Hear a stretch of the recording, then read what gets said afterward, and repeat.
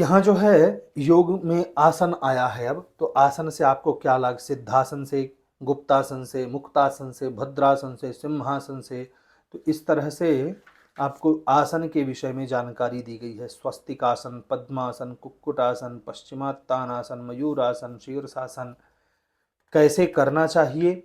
जैसे कि मयूरासन, दोनों हाथ के तलों को एक साथ जमीन पर रखें, दोनों कर्पूर अर्थात केहुनी को नाभि के पास लगाकर दंड के समान शरीर को धारण कर ऊपर उठा ले। इस आसन को मयूर आसन कहते हैं। अन्य आसनों के अभ्यास से नाड़ी समूह के मुलायम होने पर ही इस आसन का अभ्यास करना चाहिए। नमस्कार, जय जय सिया राम। अनुरागी जीवन के इस नए अध्याय में हम आपका स्वागत करते हैं। यह है गीता प्रेस गोरखपुर से प्रकाशित कल्याण के अंतर्गत योगांक। नाम से ही आपको स्पष्ट हो गया होगा कि इस ग्रंथ में जो है योग से संबंधित जानकारी दी गई है। आते हैं इस ग्रंथ की क्वालिटी पर, जो गीता प्रेस गोरखपुर की हमेशा से एक प्राधान्यता रही है कि इसका जिल्द जो है बहुत ही अच्छा है। हमने आपको पहले की वीडियो में ये कवर निकाल के दिखाया है कि किस तरह से इसके अंदर का कवर होता है और कितना अच्छा होता है क्वालिटी का। इस ग्रंथ के अंदर जैसे ही आप प्रवेश करेंगे तो गीता प्रेस गोरखपुर का प्रिय श्लोक जो है, त्वमेव माता च पिता त्वमेव, यह लिखा हुआ है। इसके बाद जो है ग्रंथ की जानकारी दी गई है। पहले तो स्तुति दी हुई है और फिर जो है ग्रंथ की जानकारी दी गई है। 14वां पुनर्मुद्रण, अर्थात यह जो है 13 बार छप चुका है, ये 14वीं बार छापा गया है। तो ये 14वां पुनर्मुद्रण है। इस बार जो है 3000 प्रतियां छापी गई हैं। कुल मुद्रण जो है 52,000, मतलब 52,000 लगभग जो है यह पुस्तक छाप दी गई हैं। मूल्य इसका जो है 280 रुपये है। यहाँ जो है ग्रंथ के बारे में कुछ निवेदन किया गया है कि इस ग्रंथ में क्या दिया गया है। यहाँ विषय सूची आती है। विषय सूची के माध्यम से आप जो है अपने किसी एक विशेष चैप्टर पर जा कर के आप उसको पढ़ सकते हैं। तो विषय सूची है। विषय सूची के बाद जो है यहाँ कल्याण का सुंदर चित्र दिया हुआ है और भगवान शिव का चित्र दिया हुआ है, क्योंकि शिव जो हैं योगी राज कहे जाते हैं। इसके बाद यहाँ जो है योग से संबंधित जो ऋग्वेद में ऋचा है, मंत्र है, वह मंत्र दिया गया है। यहाँ जो है गीता के उपदेश दिए गए हैं। यहाँ जो है पतंजलि योग दर्शन के विषय में बताया गया है कि उसमें जो है क्या क्या बताया गया है। यहाँ जो है एक ओंकार दिया गया है, उसमें सारे अक्षर इत्यादि सब भरे हुए हैं। यहाँ जो है श्रीमद् भगवत गीता में जो योग तत्व है उसके बारे में क्या बताया गया है, वही जानकारी जो है यहाँ दी गई है। इसके पश्चात जब आप आएंगे तो भगवान शिव का उत्तम चित्र है। यहाँ जो है अष्टांग योग की साधना है। अष्टांग योग में पहला जो योग है यम, फिर नियम, आसन, प्राणायाम, प्रत्याहार, धारणा, ध्यान और फिर समाधि, अष्टांग योग है। अष्टांग योग के बाद जो है यहाँ बुद्ध देव की सुंदर छवि है, भगवान श्री मर्यादा पुरुषोत्तम राम की छवि है, श्री मीराबाई की, महाभक्ता मीराबाई की छवि है। और यहाँ फिर मनुष्य की स्थितियों का वर्णन किया गया है, स्वप्न, जागृत और सुषुप्ति। इसके पश्चात जो है यहाँ ध्यान लगाते हुए भक्ति योग, ज्ञान योग के चित्र दिए गए हैं। इसके पश्चात यहाँ जो है चैतन्य महाप्रभु जो संकीर्तन करते थे, जो जिनके नाम का आधार लेके इस्कॉन जैसी संस्था बनी हुई है, तो ये वही हैं श्री चैतन्य महाप्रभु। यहाँ जो है फिर ग्रंथ के विषय की जानकारी है, जो वही गीता में बताया गया है। स्थिति प्रज्ञ, तितिक्षा, ये सब लक्ष्य प्राप्ति तितिक्षा, यह सब ज्ञान तितिक्षा, सब कुछ वही गीता से संबंधित जो गीता में योग बताया गया है, वो उसी योग की चर्चा जो है यहाँ भी की गई है। यहाँ कुछ अच्छी अच्छी बातें भी बताई गई हैं। आहार आदि की व्यवस्था है, आसुरी तपस्या है, प्राणायाम से क्या लाभ प्राप्त होते हैं। तो इस तरह से जो है यहाँ बढ़िया जो है गीता से संबंधित योग की चर्चा की गई है। इसके आगे जब आप जाएंगे, अभी ये गीता का ही प्रकरण है क्योंकि गीता जो है बहुत बड़ी है, तो उसी के विषय में जो है योग से संबंधित जानकारी अंतिम में यही आता है कि अभ्यास से तो कौन्तेन वैराग्येण च गृह्यते। तो वही गीता के उद्धरण इसमें सब दिए गए हैं। अपने लक्ष्य के विषय में बताया गया है कि योग का जो अर्थ है वह केवल जो है ईश्वर की प्राप्ति नहीं, बल्कि आभ्यंतर अंदर और बाह्य के जीवन को ऐसा बनाना है कि जिससे भगवत चैतन्य व्यक्त हो जाए। वह ईश्वर की जो शक्ति है वो बाहर और अंदर दोनों जो है वह आ जाए। तो उस विषय में आलेख है, बहुत अच्छी बातें बताई गई हैं। योग की कुछ आवश्यक बातें, जैसे कि आप कई बार कुछ शब्द सुनते हैं, जैसे कि त्रियोग क्या है, योग चतुष्टय क्या है, सप्तज्ञान भूमिका क्या है, द्विधा भक्ति, नवधा भक्ति, पंचभाव, षटकर्म क्या है, अष्टविध प्राणायाम क्या है, संयम क्या है, नियम यम, ये जो बताए गए हैं इसको क्या कहते हैं, षोडश आधार कौन से होते हैं योग के, तो इस विषय पर बढ़िया जानकारी दी गई है। जैसे कि अभी हम पहले ही आपको बता देते हैं, जैसे कि योग चतुष्टय क्या है, हठ योग, लय योग, मंत्र योग और राज योग को योग चतुष्टय कहते हैं। यम और नियम क्या है, तो यम है अहिंसा, सत्य, अस्तेय, ब्रह्मचर्य और अपरिग्रह, मतलब कुछ जोड़ना नहीं होता है, उसको बोलते हैं अपरिग्रह, संग्रह ना करना ही अपरिग्रह कहलाता है। तो ये यम हो गया। नियम क्या है, नियम है शौच मतलब पवित्रता, संतोष, तपह, स्वाध्याय और ईश्वर का प्रणिधान, तो ये है नियम। फिर संयम, क्रिया योग, द्विविध ध्यान, इस तरह से विशेष चर्चा जो है कुछ ऐसे शब्दों पर की गई है जो आपको बहुत जल्दी समझ में नहीं आएंगे, तो उन सब का बढ़िया यहाँ वर्णन किया गया है। फिर पिपीलिका मार्ग और विहंगम मार्ग, ये योग का एक मार्ग होता है जिससे व्यक्ति को जाना पड़ता है, अपने योग की साधना करनी पड़ती है, तो उस विषय में बताया गया है। इसी तरह अगर आगे हम बढ़ते जाएंगे तो योग से संबंधित बहुत सुंदर सुंदर आलेख जो है आपको प्राप्त होगा। वेदों में क्या बताया गया है योग के विषय में, आरण्यक उपनिषदों में क्या बताया गया है, किस तरह से योग के विषय में चर्चा की गई है, तंत्र में योग का क्या महत्व है, भागवत में योग का क्या महत्व है, योग वशिष्ठ जो रामायण है उसमें योग का क्या महत्व है, क्या बताया गया है योग में, गीता में पुनः जो है और भी विशद चर्चा की गई है। गीता में जो योग है वह किस प्रकार से आप उपयोग कर सकते हैं। योग केवल शरीर को मोड़ना नहीं होता, योग जो है एक क्रिया का नाम है जो आप अपने मन के लिए करते हैं, तन के लिए करते हैं, अपने संयमित जीवन के लिए करते हैं। तो वह क्रिया के विशेष में बताया गया है कि किस प्रकार से आप वह योग क्रिया कर सकते हैं।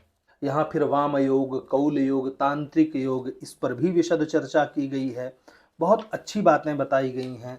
योग सिद्धि का रहस्य क्या होता है, कैसे योग सिद्धि की जाती है, योगी लोग सिद्ध कैसे होते हैं, उस विषय में आपको बढ़िया अच्छी जानकारी दी गई है।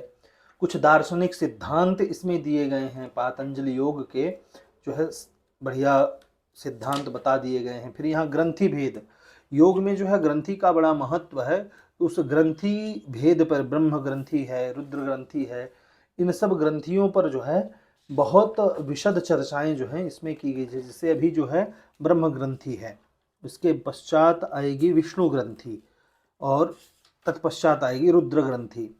तो इन ग्रंथियों का महत्व क्या है, त्रिबंध क्या है, हालांकि आप पहले भी त्रिबंध इत्यादि के बारे में पढ़ लेंगे, पर यहाँ जो है विशद चर्चा की जाती है, आप उस चर्चा को यहाँ अच्छे से पढ़ सकते हैं। फिर दूसरे धर्मों में भी क्या योग का कोई स्थान है, उस विषय में भी जो है यहाँ बढ़िया जानकारी दी गई है। इसके बाद फिर जो है आपके महत्वपूर्ण प्रकरण आरंभ हो जाते हैं, महायोग इत्यादि, और अरविंद इत्यादि जैसे मुनि महात्माओं ने पूर्ण योग कैसे प्राप्त किया। फिर सांख्य योग आ गया, ऋजु है और तारक है, जप है, तो ये सब योग का एक भाग हैं। तो किस तरह से जो है वह सब करना चाहिए, जैसे कि इसमें जप योग के विषय में बताया गया कि अगर आपको जप करना है तो पौराणिक मंत्र हैं, वेद शास्त्र हैं, नाम स्मरण है, मंत्र जप है, फिर दीक्षा है, दीक्षा के बाद जप की विधि है, नित्य जप है, नैमित्तिक जप है, काम्य जप है, निषिद्ध जप है ना, और प्रायश्चित्त, अचल, चल, वाचिक, उपांशु, भ्रमर, ये सब जप योग में आते हैं। मानस जप, अखंड जप, अजपा जप, इन पर जो है एक विशेष टीका दी गई है। ऐसा नहीं कि मानस जप क्या है, अखंड जप क्या है, अजपा जप क्या है, प्रदक्षिणा, प्रदक्षिणा भी एक प्रकार का जप है। तो किस प्रकार से आपको प्रदक्षिणा जप करना चाहिए या कहाँ कहाँ प्रदक्षिणा जप के विषय में बताया गया है, यह सब कुछ बताया गया है इसमें। और मंत्र योग जो है, मंत्र योग का अंग क्या है, तो पहला है भक्ति, भक्ति के बाद है वैधि भक्ति जिसको नवधा भक्ति कहते हैं। तो नवधा भक्ति के 9 प्रकार के लक्षण बताए गए हैं, तो वही मंत्र योग है। उसके बाद मंत्र योग का दूसरा अंग होता है शुद्धि, शरीर की शुद्धि, स्थान की शुद्धि, दिशा की शुद्धि। तो शरीर की शुद्धि किस प्रकार से होती है, स्थान की शुद्धि किस प्रकार से होती है, दिशा की शुद्धि किस प्रकार से होती है। जैसे कि शरीर की शुद्धि स्नान से होती है, तो स्नान जो है 7 प्रकार का है। हमने पहले ही वीडियो बनाया हुआ है पूजा पाठ में, अगर आप जाकर देखेंगे स्नान कैसे करना चाहिए, स्नान के भेद कितने प्रकार से हैं, तो वहाँ आपको मिल जाएगा कि मंत्र स्नान है, भौम स्नान है, आग्नेय स्नान है, वायव्य स्नान, दिव्य स्नान, वारुणी स्नान, मानस स्नान। तो ये सभी स्नान करने से शरीर की शुद्धि होती है। स्थान की शुद्धि गोबर से होती है, बरगद, पीपल, अशोक, बिल्व, आंवले के वृक्ष के नीचे बैठकर पूजा करने से जो है स्थान की शुद्धि होती है। फिर दिशा की शुद्धि बताई गई है। दिशा की शुद्धि के बाद मंत्र योग का तीसरा अंग बताया गया है आसन। मंत्र योग का चौथा अंग है पंचांग सेवन। पंचांग क्या है वो आपको इसमें पता चल जाएगा। और 5वां अंग है आचार। 6वां अंग है धारणा, कॉन्सेंट्रेशन, तो यहां भी बताया गया है। मंत्र योग का 7वां अंग है दिव्य देश का सेवन, प्राण क्रिया, मुद्रा।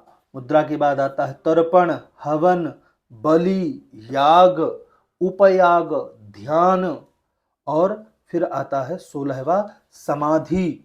यहाँ जो है योग के कितने आचार्य हुए हैं, देवर्षि नारद, महर्षि अंगिरा, कश्यप, वशिष्ठ इत्यादि, उनका सबका वर्णन है। और फिर योग के जो 16 अंग अभी हमने आपको जो गिना दिए, वह किस प्रकार से कार्य करते हैं, किसमें क्या चीजें हैं, वह सब कुछ जो है इसमें बढ़िया एक वृक्ष, एक तालिका बना करके दे दी गई है। यहाँ जो है सप्त ज्ञान आता है, तो सप्त ज्ञान की पहले भूमिका बताई गई है और फिर यहाँ जो है 7 ज्ञान की चर्चा की गई है, जैसे शुभेच्छा, विचारणा, तनुमानसा इत्यादि जो हैं उन सब की जो है यहाँ चर्चा की गई है। भोग में योग जो है उस पर भी जो है दिव्य चर्चा जो है की गई है। इसी तरह से आप इसको अगर पढ़ते जाएंगे, इसमें बहुत सारी अच्छी अच्छी बातें बताई गई हैं। शारीरिक योग जो आप जानना चाहते हैं उस पर भी बहुत अच्छी जानकारी दी गई है, परंतु केवल शारीरिक योग, शरीर को एक योग क्रिया में ढाल देना, बस वही मात्र योग नहीं होता है कि आपने हलासन कर लिया, धनुरासन कर लिया, शवासन कर लिया, केवल यही एक योग नहीं होता है। योग में बहुत सारी जो चीजें हैं वह सब जो है इसके अंदर बताई गई हैं कि किस प्रकार से आप जप योग, मंत्र योग इत्यादि कर सकते हैं। भक्ति योग के विषय में बढ़िया बताया गया है, तो इसको आपको पढ़ना पड़ेगा अच्छे से। जब आप पढ़ेंगे तभी जा करके आपको इसकी जानकारी प्राप्त होगी। योग मार्ग के विघ्न कौन कौन से जो है विघ्न योग में आते हैं, तो उन सब पर भी चर्चा की गई है। कुंडलिनी शक्ति की जो है उस पर भी बड़ी विशद चर्चा की गई है, बड़ी अच्छी चर्चा की गई है यहाँ। जब आप इसको पढ़ेंगे तभी अच्छे से जान पाएंगे कि किस प्रकार से कुंडलिनी योग की साधना की जानी चाहिए या किस प्रकार से कुंडलिनी योग होता है। तो इसको आपको बढ़िया पढ़ना चाहिए। योग का और कुंडलिनी का आपस में क्या संबंध है, इस विषय पर भी बढ़िया चर्चा की गई।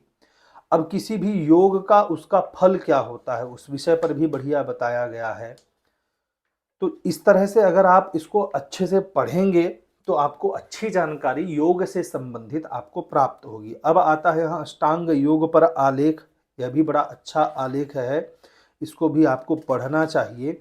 बढ़िया विशद चर्चा जो है अष्टांग योग के बारे में, जो 8 प्रकार के साधन बताए गए हैं ना, अष्टांग योग जिसको हम कहते हैं, तो उनमें जो है अलग अलग से चर्चा की गई है। तो बढ़िया आप इसको पढ़िए, क्योंकि अगर आप योग अभ्यास करना चाहते हैं, योग सीखना चाहते हैं, तो आपको इस ग्रंथ को अवश्य पढ़ना चाहिए। क्योंकि पतंजलि योग दर्शन अगर आप पढ़ने जाएंगे या अष्टांग हृदय आप पढ़ने जाएंगे तो आपको इतनी जल्दी बातें समझ में नहीं आएंगी। तो इसके लिए आपको यह एक प्रवेशिका ग्रंथ समझ लीजिए कि अगर आप योग सीखना चाहते हैं, योग करना चाहते हैं, तो आपको पहले जो है प्रवेशिका के स्वरूप में इस ग्रंथ को पढ़ना चाहिए। जैसे ध्यान योग क्या है, स्थूल ध्यान, प्रकारांतर है, उसमें भेद हैं। तो किस प्रकार से भेद हैं, तो ज्योतिर ध्यान, सूक्ष्म ध्यान, शांभवी मुद्रा पर चर्चा की गई है। शांभवी मुद्रा बड़ी कठिन मुद्रा होती है। तो ऐसे जो है आपको बढ़िया इसमें बताया गया है कि किस तरह से जो है आप योग के विषय में जानकारी ले सकते हैं। जैसे ध्यान योग करना है, तो अगर आपको ध्यान योग करना है तो यहाँ भगवान शिव का ध्यान बताया गया है। कैसे, हिमालय के गौरी शंकर शिखर पर एकांत में भगवान शिव ध्यानस्थ पद्मासन से विराजित हैं। उनके शरीर के ऊपर का भाग निश्चल, सीधा और समुन्नत है। आपको आंख बंद करके ये ध्यान मन में करते रहना है।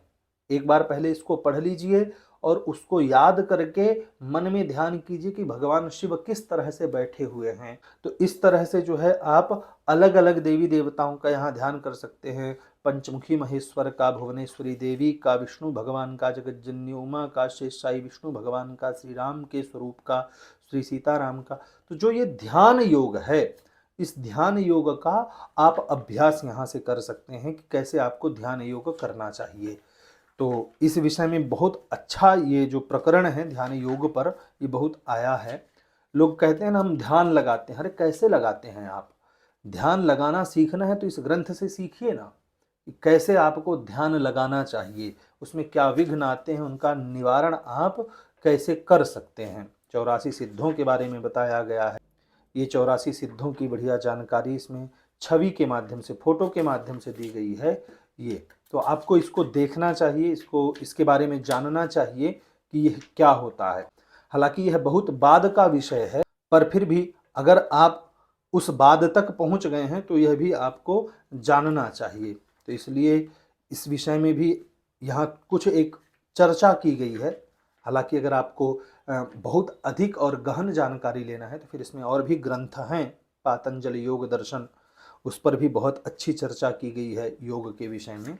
तो यहाँ जो है आपको मोटी मोटी जानकारी और बढ़िया जानकारी, कहने का भाव सार जानकारी आपको यहाँ प्राप्त होने वाली है। प्रेम योगिनी मीरा के बारे में जो है यहाँ बढ़िया जानकारी दी गई है। प्रेम योग क्या है, कैसे प्रेम योग करना चाहिए, कहाँ से सीख सकते हैं, गोपियाँ, राधा जी किस तरह से आप वो जो हैं प्रेम योग करती थी। फिर वियोग है, विरह योग है, इन सब का उदाहरण भी दिया गया है कि हम किस तरह से जो है विरह योग में अगर हम जल रहे हैं तो किस तरह से हमको विरह योग में जलना चाहिए।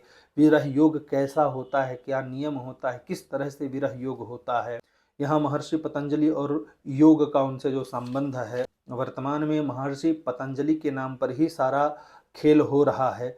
तो योग के वर्तमान के अधिष्ठात्री देवता तो महर्षि पतंजलि ही हैं। पतंजलि जी शेषनाग के अवतार थे। अगर आपको जानकारी नहीं है तो हम आपको बता रहे हैं। तो पतंजलि जी के नाम पर ही, महर्षि पतंजलि जी के नाम पर ही जो है सारा खेल लोग खेल रहे हैं। कोई आर्थिक लाभ ले रहा है, कोई मानसिक लाभ ले रहा है।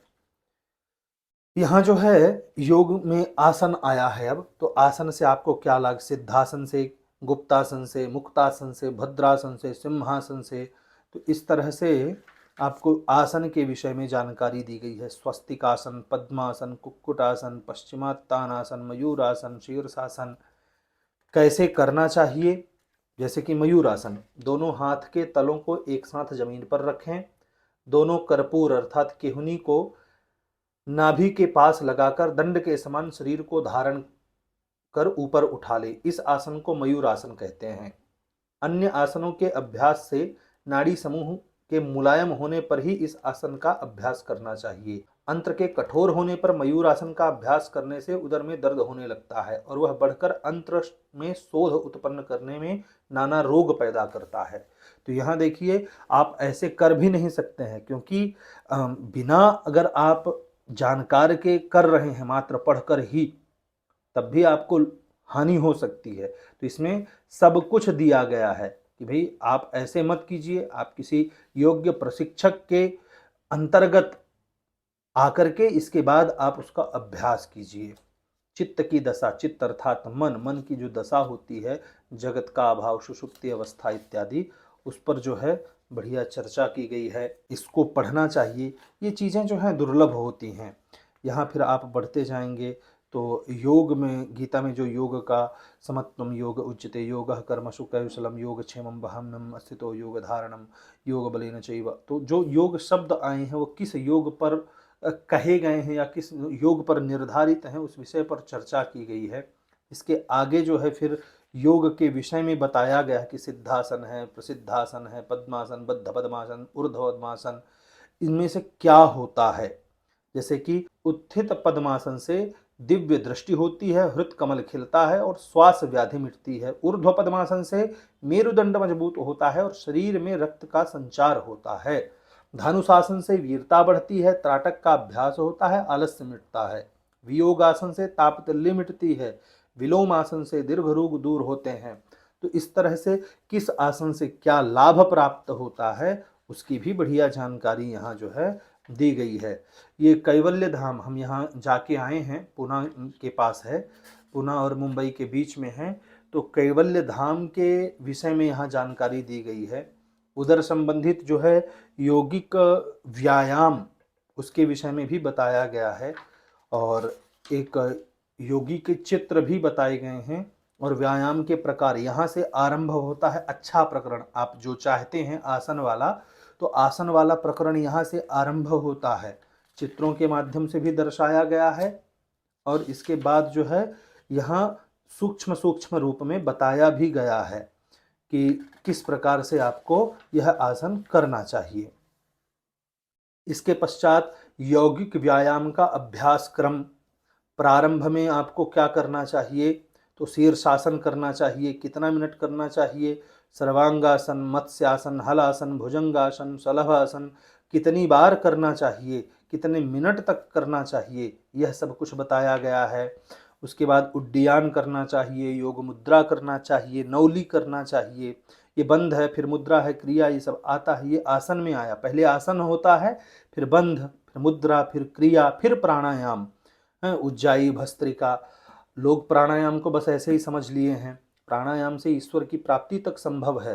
तो प्राणायाम जो है सहज में लोग कर पाते नहीं हैं, पर वही सांस को ऊपर नीचे करना, अंदर बाहर करना, उसी को लोग जो है प्राणायाम समझ लेते हैं। तो ये बड़ा अच्छा बताया गया है इसमें, आप बढ़िया विस्तृत रूप से, हालांकि इसमें जो बताया गया है वो संक्षिप्त बताया गया है, पर हमारी जानकारी हमें नहीं है, पर हमें इस विषय की जानकारी नहीं है तो हमें तो यह बृहद हो गया। हालांकि यहाँ जो है कहा गया है कि संक्षिप्त जानकारी है। तो यहाँ जो है बढ़िया आसन के विषय में बता दिया गया है कि संक्षिप्त अभ्यास के क्रम में कुछ आवश्यक सूचनाएं, सारी सूचनाओं को आपको पढ़ना है कि योग कब करना है, किस तरह से करना है, क्या पुरुष और स्त्री जो है समान रूप से योग कर सकते हैं कि उनके लिए कुछ अलग से अभ्यास करने की आवश्यकता है अथवा कोई सावधानी रखने की आवश्यकता है।